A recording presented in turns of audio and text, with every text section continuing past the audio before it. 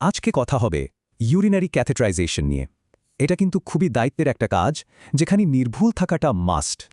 ভাবুন তো, একটা মাত্র ভুল স্পর্শ আর ইনফেকশন সোজা জীবাণুমুক্ত ব্ল্যাডারে, ঝুঁকিটা অনেক বেশি। একটা সফল প্রসিডিওরের শুরু কিন্তু গ্লাভস পরার অনেক আগে থেকেই হয়, মানে প্রস্তুতি পর্বে। এই 3কে স্টেপ ঠিকমতো মানলে পুরো কাজটা গোছানো আর নিরাপদ থাকে। মনে রাখতে হবে, ক্যাথেটার শুধু যখন দরকার ঠিক তখনই ব্যবহার করতে হবে। সঠিক পজিশনটা কিন্তু খুব জরুরি। আর হ্যাঁ, রোগীকে সব বুঝিয়ে বলতে হবে, প্রাইভেসিও দেখতে হবে। তো প্রস্তুতি শেষ, এবার আসা যাক মূল পর্বে, যেখানে জীবাণুমুক্ত থাকাটাই আসল কথা। সবচেয়ে বড় নিয়ম এটাই, ব্লাডারকে রাখতে হবে পুরোপুরি জীবাণুমুক্ত। এটাই আমাদের মূল লক্ষ্য। এই প্রত্যেকটা স্টেপ কিন্তু স্টেরাইল পরিবেশটা ধরে রাখার জন্যই করা হয়।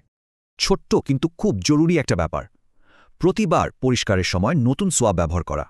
যে হাতে রোগীর স্কিন টাচ করা হলো, ওটা কিন্তু আর স্টেরাইল না, এটা মাথায় রাখতেই হবে। ইউরিন ফ্লো শুরু হলেই কিন্তু থামা যাবে না, বেলুন ফোলানোর আগে আরও একটু এগোতে হবে। কোনো বাধা পেলেই সাথে সাথে থেমে যেতে হবে।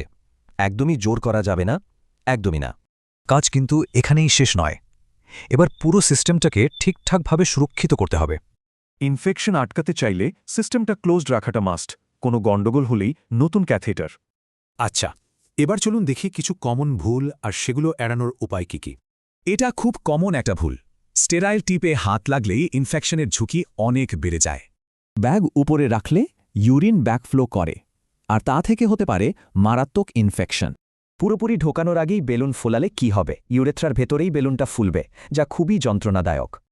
আচ্ছা, একটা প্রো টিপ দিই, যদি দেখেন ইউরিন ফ্লো হচ্ছে না, তখন কি করবেন? ঘাবড়ানোর কিছু নেই। আগে এই সহজ স্টেপগুলো দেখুন। বেশিরভাগ সময় সমস্যাটা পজিশনিংয়েরই হয়।